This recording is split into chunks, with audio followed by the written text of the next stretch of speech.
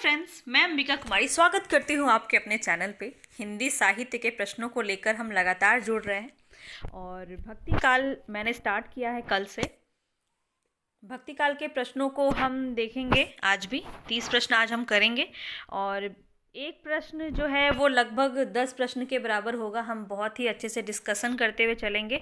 एक तरह से देखा जाए तो आज जो है हम जो संत काव्य हैं उनको लेकर चर्चा करेंगे और उनके बारे में जो भी इम्पॉर्टेंट पॉइंट्स हैं मैं आपको बताती चलूँगी। आप लोग से रिक्वेस्ट है कि आप लोग हर एक चीज़ को नोट करते हुए चले। आपका एक बहुत ही अच्छा नोट्स मैं बनवा दूँगी साहित्य का, ठीक है। तो सबको नोट करते हुए चलिएगा। जो भी इम्पोर्टेंट है, जिसके बारे में आपको जानकारी नहीं है उसे आप नोट कीजिएगा। और कल हमने आलवार भक्तों पर ज़्यादा फोकस किया था और हर एक चीज़ हमने बहुत ही अच्छे से समझी थी। पूरा भक्ति काल आपको बहुत अच्छे से समझ में आएगा। ध्यान से सुनिएगा और बस आप अपना टाइम इन्वेस्ट कीजिए यहाँ पे और आपको बहुत ही कुछ यहाँ से मिलेगा। चलते हैं हम अपने प्रश्नों की तरफ। इससे पहले अगर आपने मेरे चैनल को सब्सक्राइब नहीं किया है तो प्लीज़ सब्सक्राइब कीजिए ताकि मेरी जो वीडियो है वो सबसे पहले आप तक पहुंच सके।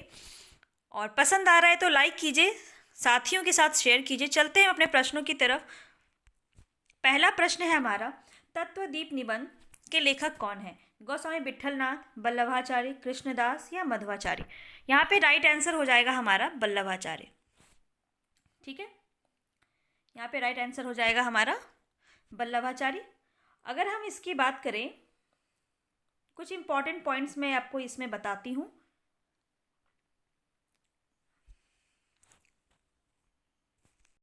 इसका आंसर तो हमने आपको बता दिया, लेकिन यहाँ पे कुछ बहुत ही इंपॉर्टेंट पॉइंट्स हैं जिस पे प्रश्न पूछे जाते हैं। तो वल्लभाचार्य की हम बात करें, उनके बारे में कहा जाता है कि पुष्टि मार्ग का मत उनके द्वारा दिया गया था। दार्शनिक दृष्टि से इनका जो मत है वो शुद्धाद्वैतवाद है। वल्लभाचार्य, आपको सीधा सीधा आंसर नोट करना है। सीधा सीधा जो पॉइंट्स मैं आपको बता रही हूँ उसे आप लिखते चलिए। शुद्धाद्वैतवाद जो है वल्लभाचार्य की देन है, ठीक है। और पुष्टि मार्ग मत इनका कहा जाता है। अगर हम प्रमुख ग्रंथ की बात करें, यहाँ पे देखिए लिखना थोड़ा सा पॉसिबल नहीं है मेरे लिए, मैं बोल रही हूँ उसे आप अच्छे से नोट कीजिए, ठीक है। अभी यहाँ पे तत्वदीप निबंध पूछा गया है, ठीक है। तत्वदीप निबंध पूछा गया है, कुछ और भी पूछा जा सकता है, तो आपको इसके ग्रंथ के बारे में पता होना चाहिए। चलिए मैं आपको बता देती हूँ। सबसे पहले तो अनुभाष्य, ठीक है। पहला हो गया अनुभाष्य, दूसरा सुबोधनी टीका, तीसरा तत्वदीप निबंध, चौथा श्रृंगार रस मंडन और पांचवा विद्वन मंडन। ये जो 5 मैंने आपको बताया ये बहुत ही ज़्यादा इम्पॉर्टेंट है और प्रश्न जो है यहाँ से पूछा जाता है, ठीक है। चलते हैं नेक्स्ट क्वेश्चन की तरफ। इसी तरह से हर एक प्रश्न पे जो भी बताने लायक चीज़ होगी मैं आपको ज़रूर बताऊंगी और हम अच्छे से प्रश्नों को करेंगे। इसका पूरा पोस्टमार्टम करते हुए चलेंगे ज़्यादा से ज़्यादा। चलिए, बीजक किस कवि की रचनाएं हैं?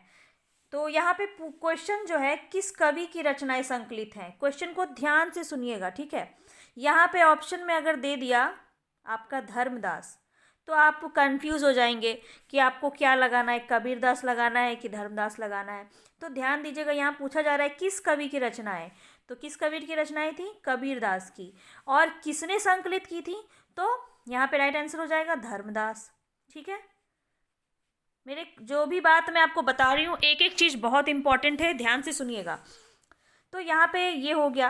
अब हम अगर बात करें कबीरदास की जो रचना है वो उन्होंने तो नहीं लिखी थी, उनके जो भी शिष्य थे या उनकी जो भी रचनाएं है वो संकलित की गई हैं दूसरों के द्वारा। जैसे धर्मदास किसने की है? बीजक ने, ठीक है। और अगर हम देखें तो एक और है कबीर ग्रंथावली, ठीक है। कबीर ग्रंथावली इसका संकलन किसने किया है? तो श्याम सुंदर दास ने किया है। यही 2 पूछा जाता है कबीरदास की अगर रचनाओं की बात की जाए तो बीजक और कबीर ग्रंथावली। बीजक हो जाएगा धर्मदास और कबीर ग्रंथावली हो जाएगा श्याम सुंदर दास। इतनी बात क्लियर होगी आपकी। चलते हैं, कबीर की पत्नी का नाम क्या था? तो कबीर की पत्नी का नाम क्या हो जाएगा? राइट आंसर लोई। लोई जो है उनकी पत्नी का नाम था। अगर बेटा का नाम पूछे तो कमाल। बेटा का नाम क्या था? कमाल, और बेटी का नाम क्या था? कमाली। ठीक है, चलते हैं नेक्स्ट क्वेश्चन की तरफ। इनमें से रामानंद का शिष्य कौन नहीं है? अब ये क्वेश्चन करने के लिए आपको ये पता होना चाहिए कि कौन कौन से रामानंद के शिष्य हैं।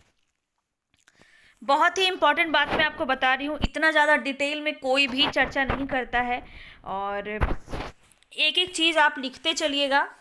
पूरा का पूरा नोट्स मैं आपका तैयार करवा रही हूँ, आप ये समझ लीजिए यहाँ पे। ठीक है, तो रामानंद के अगर शिष्यों की बात करूँ तो 12 शिष्य हैं। इसका आंसर तो हम करेंगे ही, आप खुद कर लीजिएगा इसका आंसर। मैं आपको पहले इसके पीछे की कहानी बता दे रही हूँ। रामानंद के अगर शिष्यों की बात करें तो कितने हैं? 12 शिष्य हैं। किसके अनुसार हैं? तो भक्तमाल के अनुसार हैं। भक्तमाल एक रचना है जो कि नाभादास की रचना है, बहुत प्रसिद्ध रचना मानी जाती है भक्तमाल। तो इसी जो रचना में है, इसी रचना में रामानंद के बारे में बताया गया है। तो इनके जो शिष्य हैं वो 12 माना है उन्होंने। कौन कौन से थे मैं नाम बता रही हूँ, आप नोट कर लीजिएगा, वीडियो को स्लो कर लीजिएगा, ठीक है, और लिख लीजिएगा। अनंतादास, सुखानंद, सुरसुरानंद, नरहरियानंद, भावानंद, पीपा, कबीर, सेन, धन्ना, रैदास, सुरसुरी और पद्मावती। ये 12 जो शिष्य हैं ये किसके हैं? रामानंद के शिष्य हैं। अब यहाँ पे हमने कबीर की बात की, पीपा की बात की, धन्ना की भी बात की, किसकी बात नहीं की? चतुर्भुज दास की। तो यहाँ पे रामानंद के शिष्य कौन नहीं होंगे? चतुर्भुज दास।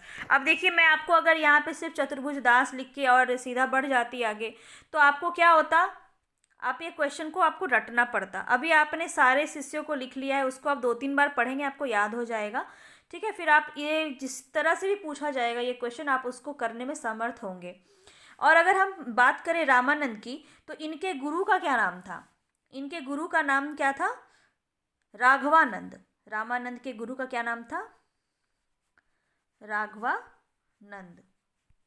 ठीक है, राघवानंद नाम था उनकी। और राघवानंद की क्या रचना एक मानी जाती है? सिद्धांत पंचमात्रा। ऐसे ये क्वेश्चन आपको मिलेगा। आगे चलते हैं क्वेश्चन की तरफ, आपको अच्छे से समझ में आ जाएगा फिर कि मैं क्या बात कर रही हूँ। रामानंद का समय यहाँ पूछा जा रहा है। रामानंद का समय यहाँ पे सीधा सीधा हमारा राइट आंसर हो जाएगा 1368 से 1468। ठीक है, राइट आंसर हो जाएगा हमारा। आगे चलते हैं। राघवानंद जी किस प्रमुख व्यक्ति के गुरु थे? अब इसका क्वेश्चन बताओ आप कर पाओगे कि नहीं? कबीर नहीं होंगे, रामानंद हो जाएंगे, है ना, रामानंद हो जाएंगे। सूरदास के किसके हैं? सूरदास के गुरु कौन है? चलिए आप हमको कमेंट बॉक्स में बताइए कि सूरदास के गुरु कौन थे। मैंने कल ही आपको पढ़ाया है इसके बारे में। ठीक है, चलते हैं नेक्स्ट क्वेश्चन की तरफ।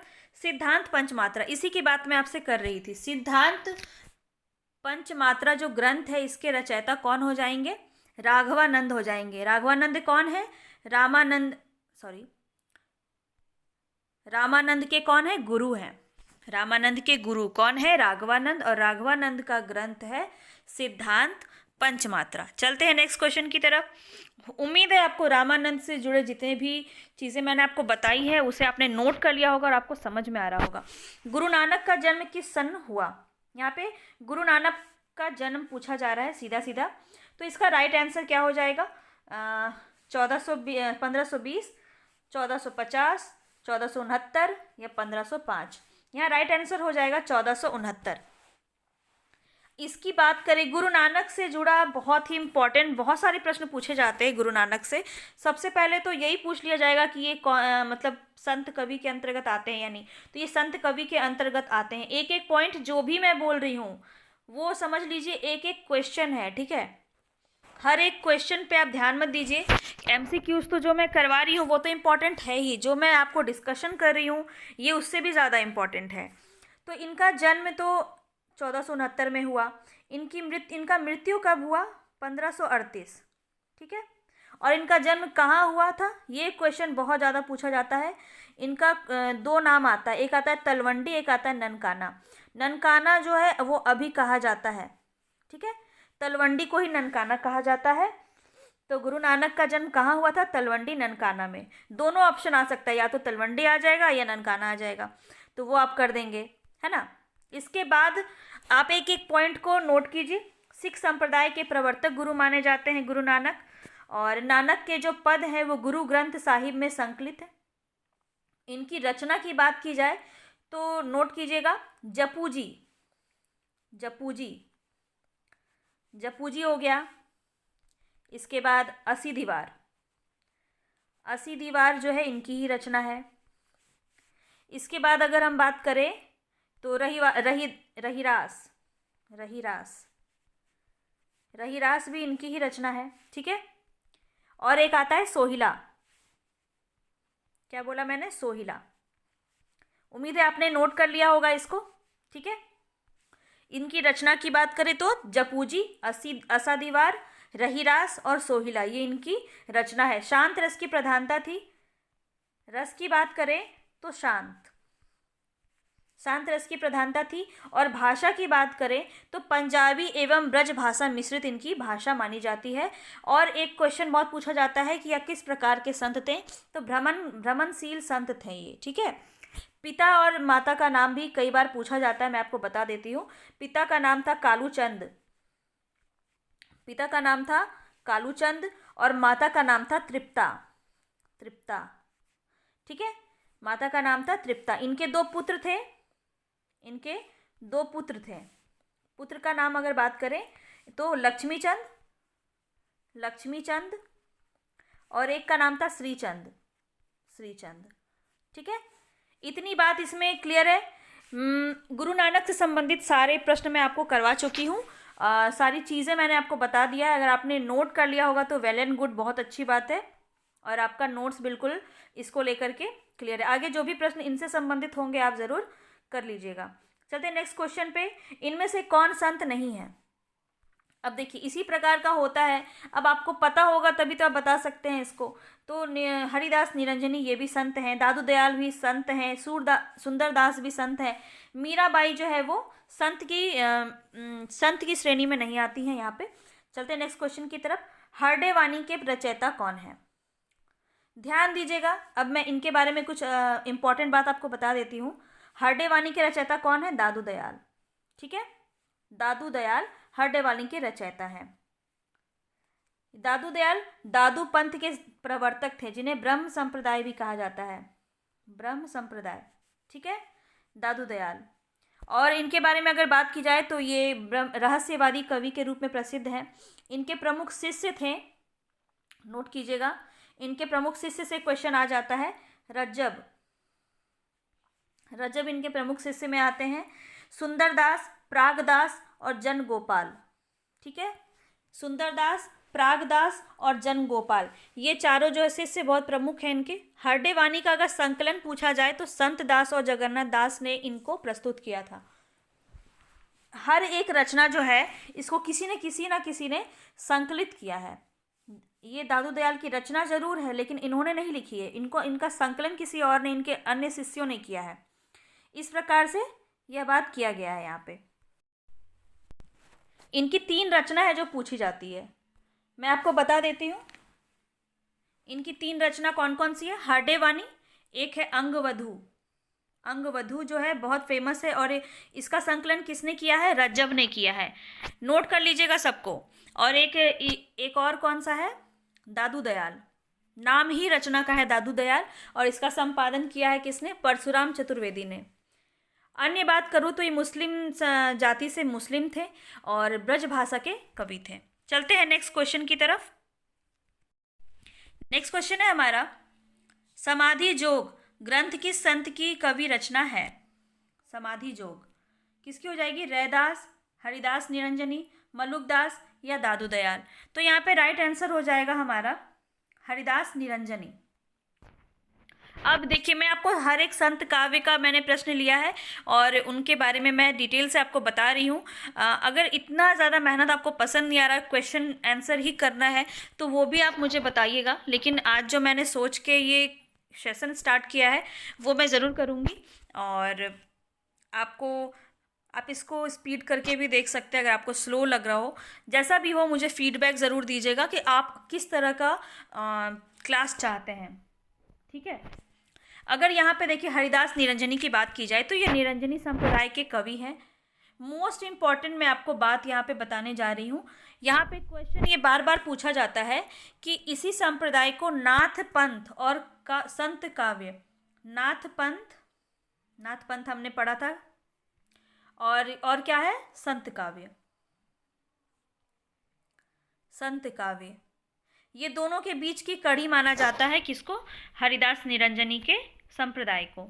अगर इनकी प्रमुख ग्रंथ की बात की जाए तो जैसे यहाँ पे समाधि जोग पूछा गया है, और भी अन्य इनकी रचना है समाधि जोग के अलावा, जैसे अष्टपदी जोग ग्रंथ, ब्रह्म स्तुति, हंस प्रमोद, निरख मूल ग्रंथ, पूजा जोग ग्रंथ, समाधि जोग तो है ही, और एक आता है संग्राम जोग ग्रंथ। ये सारे जो रचना है, ये सारे ग्रंथ जो है वो हरिदास निरंजनी जी के माने जाते हैं।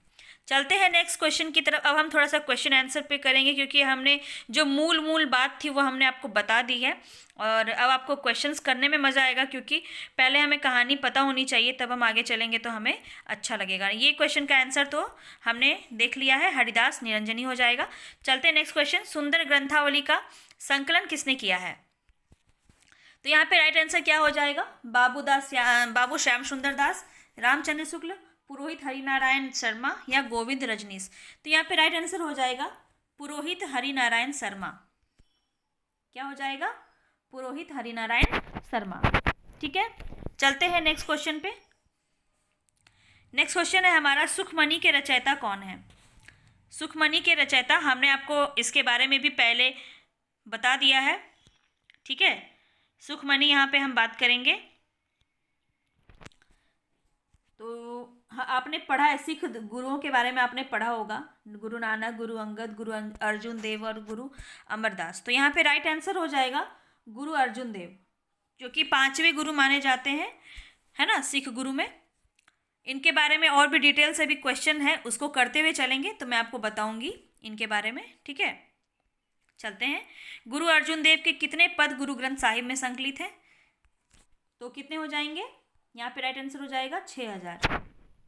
ठीक है, 6000 जो पद हैं वो गुरु ग्रंथ साहिब में संकलित हैं गुरु अर्जुन देव के, और ये 5वें गुरु माने जाते हैं, 5वें गुरु माने जाते हैं।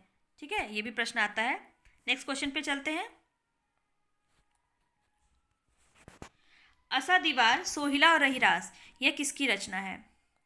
अभी हमने आपको बताया है इसके बारे में, तो इसका आंसर आपको आ रहा होगा कि राइट आंसर हमारा हो जाएगा यहाँ पे, कौन सा हो जाएगा, गुरु नानक। गुरु नानक जी के बारे में हमने बहुत ही डिटेल में अभी पढ़ा है, इसके सारे ग्रंथ की रचना की है। तो असा दीवार, सोहिला और रहीरास, ये तीनों ही रचना गुरु नानक की हो जाएगी। चलते हैं नेक्स्ट क्वेश्चन पे। इन सिख गुरुओं में सबसे अच्छे कवि कौन थे?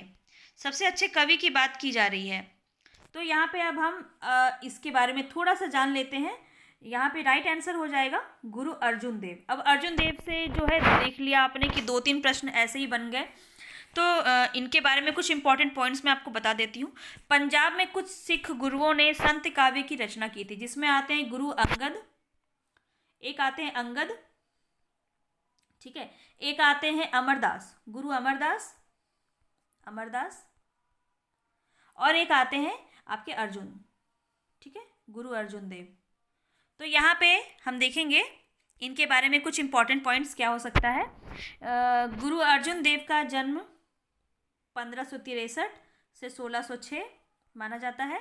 नोट कर लीजिएगा, ये आपके नोट्स के लिए मैं आपको इतना सारा बता रही हूँ।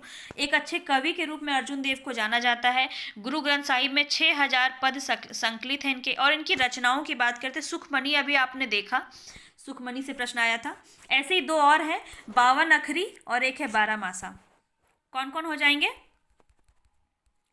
एक हो जाएंगे आपके सुखमणि, एक हो जाएंगे 52 अखरी, और एक हो जाएंगे 12 मासा। ये दोनों रचना भी किसकी है? अर्जुन देव की रचना है। चलते हैं नेक्स्ट क्वेश्चन की तरफ। और देखिए ये क्वेश्चन ही आ गया यहाँ पे आपका, सुखमणि, 52 अखरी और 12 मासा, ये तीनों ही रचना किसकी हो जाएगी? गुरु अर्जुन देव की हो जाएगी। अब आपको क्वेश्चन समझ में आ रहा होगा। चलते हैं नेक्स्ट क्वेश्चन की तरफ। काहे रे नलिनी तू कुम्हानी, यह पंक्ति इतनी फेमस है। बिहार टेट जो है अभी चल रहा है, अभी इसका एग्ज़ाम भी होने वाला है, तो बिहार टेट में ये आया है, सिलेबस में दिया हुआ है। काहे रे नलिनी तू कुम्हानी, तो ये किसकी है? अगर वहाँ के स्टूडेंट होंगे कोई तो वो बता सकते हैं। कबीर की पंक्ति मानी जाती है ये, काहे रे नलिनी तुम कुम्हानी। एक और आता है इनका, बहुत ही फेमस है, मुझे तो याद ही नहीं आ रहा अभी। एक बहुत ही फेमस इनका जो कई बार पूछा जाता है, अब मुझे याद ही नहीं आ रहा, मैं आपको बाद में बताऊंगी, मुझे याद आता है तो मैं बताऊंगी। चलिए चलते हैं नेक्स्ट क्वेश्चन पे। ढाई आखर प्रेम के पढ़े सो पंडित होए। अब आप सभी को ये पता ही होगा कि ये किसकी रचना है, बहुत ही फेमस रचना है, फेमस पंक्ति है, कबीर की पंक्ति है ये, ढाई आखर प्रेम के पढ़े सो पंडित होए। हाँ, अब मुझे याद आया, दुल्हनी गावही मंगल चार, मेरे घर आए राजा राम भरतार। तो ये जो बहुत ही फेमस एक पंक्ति है, कई बार पूछा जाता है, ये मैंने आपको बता दिया, याद रहेगा आपको। चलते हैं नेक्स्ट क्वेश्चन पर। अजगर करे ना चाकरी, पंछी करे ना काम, दास मलुका कह गए सबके दाता राम। ये पूरी पंक्ति है इसकी, और इससे आपको समझ में भी आ गया होगा कि ये जो है ये मलुक दास की पंक्ति है। आलसियों का महामंत्र जो है इन्होंने ही दिया है, मलुक दास ने, और मुगल काल से संबंधित है मलुक दास। इनका जो समय है वो मुगल काल के समकालीन था। चलते हैं नेक्स्ट क्वेश्चन पे। आचार्य रामचंद्र शुक्ल ने कबीर की भाषा को क्या नाम दिया है? बहुत ही इंपॉर्टेंट प्रश्न मैं आपको करवा रही हूँ। यहाँ पे जो है उनकी भाषा को सदुकड़ी भाषा किसने कही थी? रामचंद्र शुक्ल ने। ऐसे भी क्वेश्चन पूछ लिया जाएगा कि सदुकड़ी भाषा जो है यह किसने कहा है, तो रामचंद्र शुक्ल ने कहा है। नेक्स्ट क्वेश्चन पे चलते हैं। कबीर को वाणी का डिक्टेटर किसने कहा है? तो वाणी का डिक्टेटर किसने कहा है? यहाँ पे आप दो में कंफ्यूज होंगे, एक रामचंद्र शुक्ल, एक हजारी प्रसाद द्विवेदी, पीताम्बर दत्त बर्दवाल या फिर श्याम सुंदर दास। तो यहाँ पे राइट आंसर हो जाएगा हजारी प्रसाद द्विवेदी।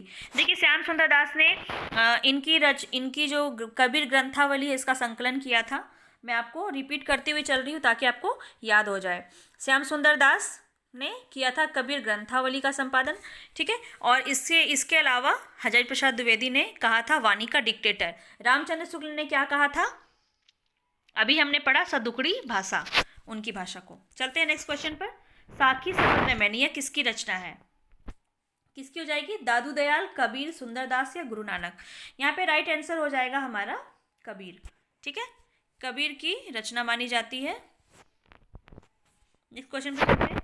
साखी का मूल तत्सम शब्द क्या है? साखी का अर्थ पूछा जा रहा है, तो यहाँ पे राइट आंसर क्या हो जाएगा? शिक्षा, सखी, साक्षी या इनमें से कोई नहीं। यहाँ राइट आंसर हो जाएगा साक्षी। साक्षी मतलब सत्य, साक्ष्य, ठीक है। साखी का मतलब होता है साक्ष्य। तो चलते हैं नेक्स्ट क्वेश्चन पर। संत काव्य में किस रस की प्रधानता है? बहुत ही इजी क्वेश्चन है। संत में कौन सा हो जाएगा? शांत हो जाएगा। संत काव्य, संत लोग क्या होते हैं? बहुत शांत होते हैं, आप ऐसे भी इसको समझ सकते हैं। चलते हैं नेक्स्ट क्वेश्चन की तरफ। कबीर की उलटबासियों में कौन सा रस प्रमुख है? तो कौन सा हो जाएगा? अद्भुत। अद्भुत रस जो है उनकी उलटबासियों में प्रमुख माना जाता है। नेक्स्ट क्वेश्चन की तरफ चलते हैं। नेक्स्ट क्वेश्चन है हमारा, अवधु गगन मंडल घर कीजय। देखिए कबीर से जो है बहुत सारे जो है पूछे जाते हैं, जो पंक्ति है उनकी बहुत ही फेमस वो पूछी जाती है। तो वही मैं कुछ प्रश्न यहाँ पे हम देख रहे हैं। चलते हैं इसके आंसर की तरफ। तो ये भी क्या हो जाएगा? कबीर की पंक्ति है, अवधु गगन मंडल घर कीजय। यहाँ पे देख रहे हैं नेक्स्ट क्वेश्चन है हमारा, प्रभु जी तुम चंदन हम पानी, जाके घट घट वास समानी। तो ये वाला किसका हो जाएगा? एक मिनट, ये किसका हो जाएगा? मीरा, रैदास, मलुकदास या कबीर। तो यहाँ पे राइट आंसर हो जाएगा हमारा रैदास। रैदास के बारे में हमने कहाँ पढ़ा था कि ये रामानंद के शिष्य माने जाते हैं। हालांकि रैदास की जो भी रचनाएं थी उसमें कहीं भी रामानंद जी का नाम उन्होंने नहीं लिया है, लेकिन ऐसा रामानंद के जो शिष्य का वर्णन है वो कहाँ है? भक्तमाल में है। ये सब मैंने आपको बताया है, और ये जो पंक्ति है ये रैदास की पंक्ति है। चलते हैं नेक्स्ट क्वेश्चन की तरफ। इसमें एक और इम्पॉर्टेंट तथ्य क्या है कि मीरा जो है रैदास की शिष्या मानी जाती हैं, ठीक है। चलते हैं नेक्स्ट क्वेश्चन की तरफ। मतलब मीरा के गुरु रैदास माने जाते हैं। देखिए अभी आपको मैं इसी पंक्ति के बारे में बोल रही थी, ये इतना ही ज़्यादा प्रसिद्ध है कि कोई ना कोई प्रश्न आपको एग्ज़ाम में पूछा ही गया होगा। दुल्हनी गावहू मंगलचार, ये मैंने आपको अभी जस्ट बताया जो मुझे याद नहीं आ रहा था। तो इसका क्या हो जाएगा, कबीर, रैदास, सुंदरदास, दादू दयाल। इसका तो अब आपको पता ही चल गया होगा कि कबीर जो है इसका राइट आंसर हो जाएगा, दुल्हनी गावहू मंगलचार। तो इस तरह से लास्ट क्वेश्चन की तरफ हम चल रहे हैं। हमारा आज का लास्ट प्रश्न है, पानी हीते हिम गया, हिम है गया बिलाए।